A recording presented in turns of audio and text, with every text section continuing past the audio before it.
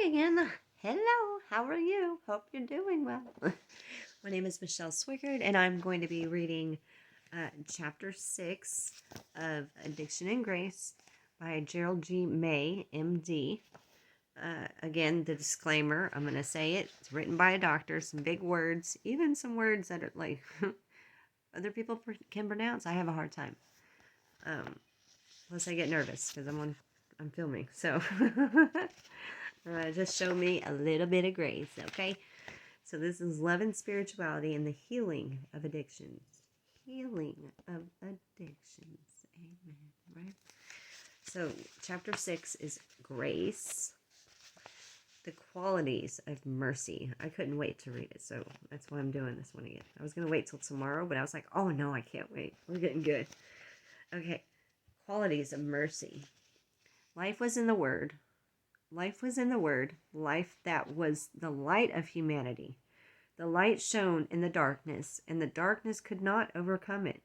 We saw its glory, endlessly overflowing with love and grace. That is from the Gospel according to John. So, John in the Bible.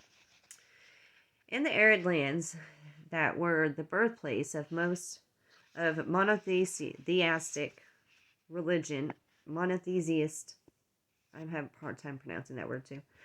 Religion, the desert was a primary symbol of trial and temptation, and water, especially freshly flowing, living water, became a prominent image of God's grace. Just as fresh water could transform wastelands into gardens, the living water of God's Spirit could cause love to grow within the most parched and willful souls.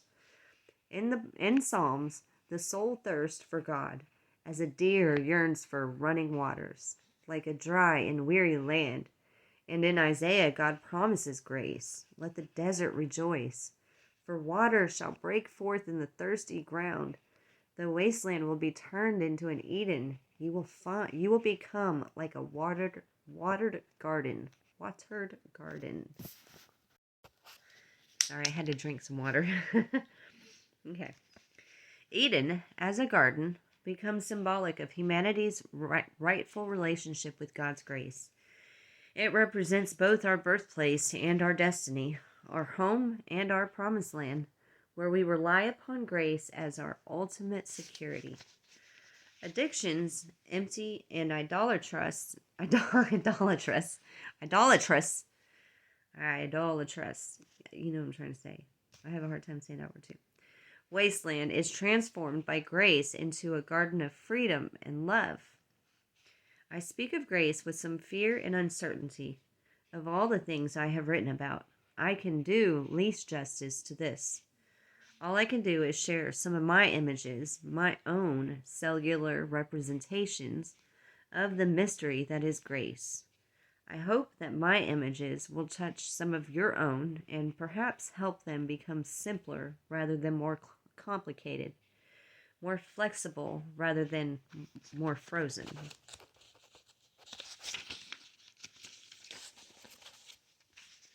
Images of grace. Grace is the active expression of God's love. God's love is the root of grace. Grace itself is the dynamic flowering of this love, and the good things that result in life are the fruit of this divine process. Grace appears in many ways, which theologians have long attempted to categorize. I do not know the details of these categories, but it is clear that they speak of a love so abundant, so selfless, so endlessly overflowing as to surpass description. Jesus spoke of God as being our intimate, loving parent, and he wished for us to receive God's love like little children. Let me try to use that image, at least for a while. It is very difficult to understand a mother's love. She loves her baby, finally, just because he is her baby. God's love for us may be something like this. We are God's children, so we are simply loved. Ideally, an infant does not earn her parents' love. They love the baby first. Because of this pre-existing love, the parents care for their child. God graces us in similar ways. There is grace in the simple gift of our existence, in the opportunity to live consciously and appreciatively in this world, and in the goodness of our nature. There is grace in the natural steadiness of life, in the simple things God gives us. God spontaneously gives us beauty and breath and touches of love. Just as parents give their children food and warmth naturally, almost automatically. And there is grace in the steady self-giving of love, or of God. Well, that made sense too. That was cute, y'all.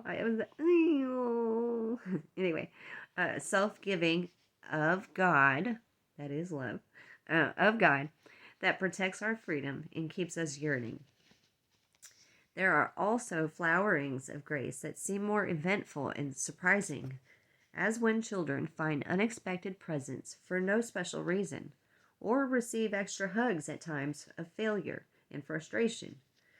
God attends to us in this way too, surprising us with undeserved, unexpected goodness and empowering us when all seems lost. There is also grace in the rougher side of things, as in weaning, or when parents allow their children to struggle toward identity without constantly being taken care of. In a similar way, God lets us make our own decisions, even at times when we would much prefer to be taken care of. God blesses us with responsibility and the dignity it contains. And there's a particular dimension of grace that is interactive, in which God and person respond mutually to each other's love. Responsive grace is somewhat like a child desiring to please her mother, and the mother responding with special tenderness. The mother responds not to the child's actual behavior, but to the simple love that prompted the behavior. This is one of the most tender flowings of love. A little boy tries to help his father with some household work, or mistakes his mother.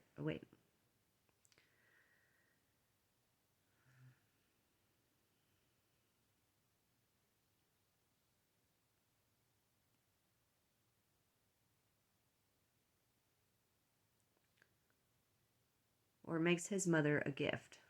The help may be nothing more than getting in the way, and the gift may be totally useless, but the love behind it is simple and pure, and the love response it evokes is virtually uncontrollable. I am sure it is this way between God and us. At the deepest, simplest levels, we just want each other to be happy, to be pleased. Our sincere desire counts for more than any specific success or failure. Thus, when we try to pray, we cannot. And when we fail in a sincere attempt to be compassionate, God touches us tenderly in return. Many times, of course, children try to please their parents in a manipulative way. As the father of four, I have learned to become suspicious when one of my offspring mows the lawn or washes the dishes without being asked. I must admit, however, that I do the same thing with God sometimes. I find myself posing and posturing before my images of God, trying to make something happen. But on the other occasions of the desire to please is simple and pure. It springs not from any desire for gain, but from that deep root where love exists simply for the sake of love. The child's desire to please is a wholly natural and spontaneous expression of love, and it prompts a natural loving response in the other, with no notion of earning, deserving, or achieving. Beyond this point, the parent-child metaphor becomes a little weak. Human parents can indeed be manipulated, and their loving responses can be earned and achieved. But in God's intimacy, every desire is known, every thought and intention perceived before it even takes place. There can be no secrecy between the soul and God. and therefore there can be no manipulation. Although God, as our transcendent creator, is indeed a kind of parent, God is far more intimate with us than human parents ever could be, even closer than a pregnant woman is to her unborn child. God's love pervades us, flows through every molecule, vibrates every particle of our being. The parent-child metaphor also is inadequate when we consider the control parents exert upon their children, especially through punishment and restriction. To some extent, human parents control their children's behavior as a means of protecting and training. God does not act in precisely this way, although the Old Testament includes many references to God's punishment of humankind, and the New Testament in no way belittles the reality of judgment. God's activity with persons is not controlling. Without exception, God preserves and protects our precious edge of human freedom. Without this imperative for final love and freedom, God explains, the Spirit would give away before me the very souls I have made. Thus God calls us, invites us, and even commands us, but God does not control our response. We alone bear responsibility for the choices we make. Further, God's love is more constant than human love can be. Human loving has its pure moments, and parental love, especially, can sometimes express a likeness of God in its deep steadiness. But however solid it may be, human love is always a prey to selfishness and distractions bred by attachment. Even in the best of situations, human love is bound to become intermingled with attachment. When this happens, we can feel possessive of our loved ones, or jealous, or even vengeful if they do not meet our expectations. We can see our loved ones as extensions of ourselves, wanting them to make good impressions on other people so we ourselves will look good. We can want them to live out our fantasies, conform to our desires, meet our needs, provide us with our security and sense of worth. The degree to which we can feel or express authentic love is always conditional upon such attachments. It is not so with God's love. God goes on loving us regardless of who we are or what we do.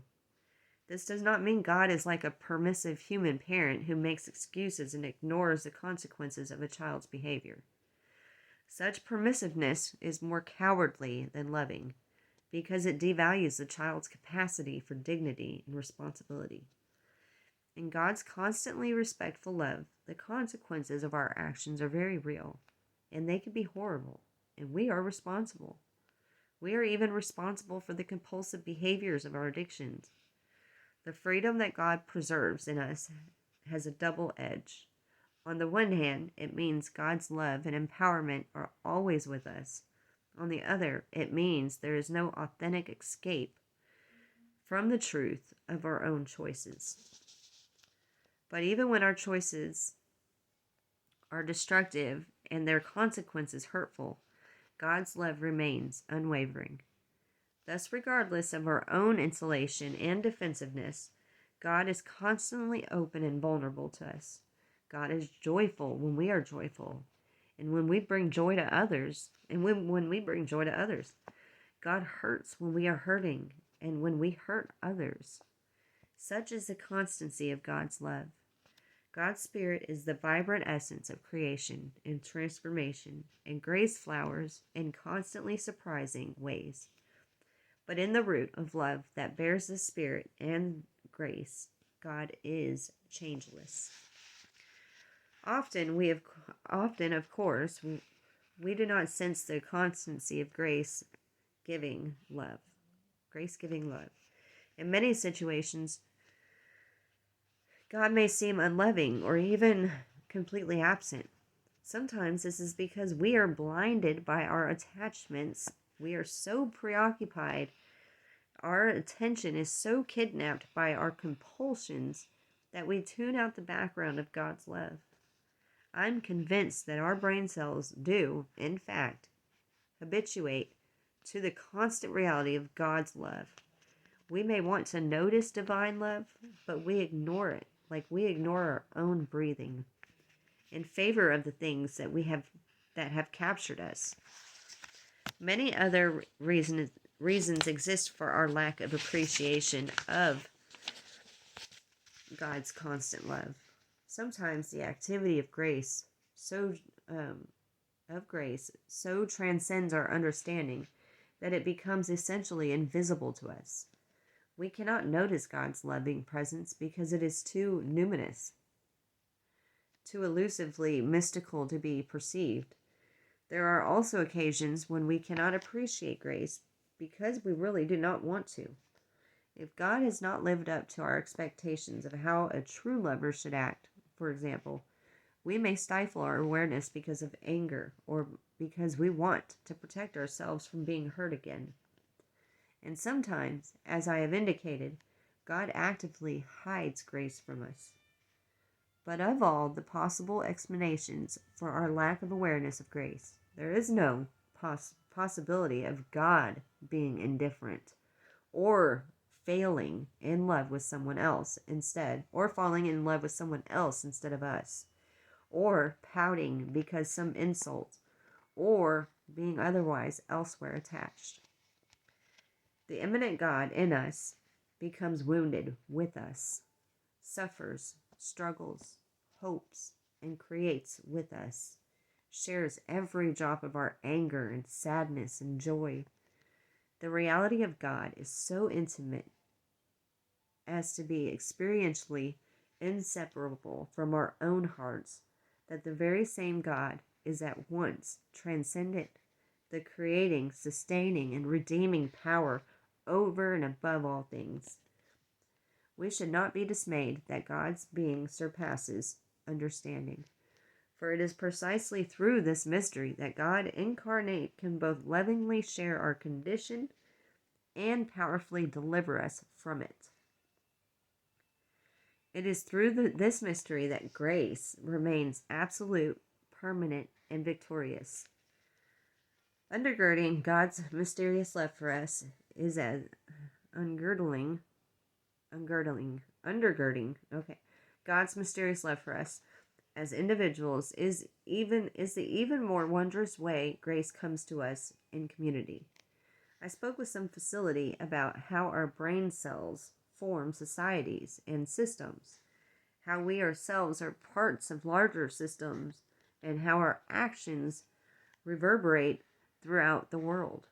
But my language and thought become numb as I look at grace in the systems of humanity. I turn to the cosmic language of John's prologue, with which I opened this chapter. To the image of light. Open this chapter. To the image of light, to the life that was the light of humanity, a light no darkness can overcome, a living glory endlessly overflowing with love and grace. We saw its glory, says this ancient hymn. Not I, but we. It is a song of community. The soul and God are in love, like planet and sun. But the family of humanity is perfused by an intergalactic radiance of grace, a power so immense and dynamic, a word spoken, and so cosmically expanded that time and form, space and substance become simultaneously meaningless and filled with a burning glory. At intersections of paths through space that only God can chart, we are drawn together in systems of shared histories. We form covenants and we become traditions, churches, communities of faith. Here our energies coalesce,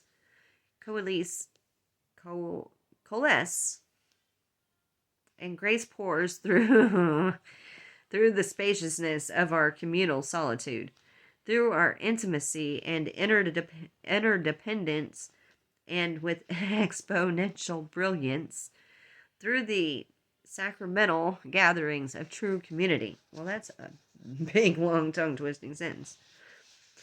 Countless attempts have been made to express the wonder of this mystery. One, by the 18th century evangelist John Newton, speaks simply of the protection and guidance of grace for individuals and of the glory of grace in community. It was to become the most famous folk hymn of modern times, Amazing Grace. 'Tis grace that brought me safe thus far, and grace will lead me home. When we've been there 10,000 years, bright shining as the sun, we've no less days than sing God's praise than when we first begun. Next section is living in grace. My attempts to express some qualities of grace here have been entirely made of images, and quite wordy ones at that. Oh, thank you. Poets and artists do better than I at finding representations for grace, but even with the best of all of our attempts, grace remains amazing. No words, parables, metaphors, or artistic creations can do justice to its glory. Grace is only truly appreciated and expressed in the actual, immediate experience of real-life situations. Finally, it can only be lived into. Living into the mystery of grace requires encountering grace as a real gift. Grace is not earned. It is not accomplished or achieved. It is not attracted through manipulation or seduction. It is just given. Nothing in our conditioning prepares us for this radical reality. Some would say that early childhood experience with our parents is important to determining how we come to accept grace in later life. If we had loving, trustworthy parents, rather than rejecting or unreliable ones, we would grow up more willing to accept God's grace as a gift. I do not think this is so. We all have trouble accepting the radical giftedness of God's grace, no matter what our childhood experience. God's grace is simply not part of our conditioning, nor can we make it so, though we are sure to try. All our attempts to control the flow of grace will be frustrated because, like God, grace will not become an object for attachment. But because grace is a pure gift, the most meaningful of our encounters with it. The most meaningful of our encounters with it will probably come at unintended times, when we are caught off guard, when our manipulative systems are at rest, or otherwise occupied. But still, we can pray for grace, actively seek it, and try to relax our hands to receive it. Prayer for a true gift is a very simple thing, just expressing our desire with no making of deals, no marketing, no manipulation. As the giver of grace, God deserves a straightforward request. As children of God, we have the right to make that request. We can also search for grace in both obvious and hidden places. The obvious places, which we might avoid or embrace depending on our religious conditioning, include the sacraments, scripture, and the community of our faith, as well as personal prayer and meditation. The hidden places include times of turmoil and failure, encounters with people we dislike, daily drudgery, boredom, and of course, our addictions. And as we pray and search, we can try to relax our hands to receive grace as a gift. In the middle of beautiful times or ugly ones, peaceful situations or strife, we might just pause, take a breath, and relax.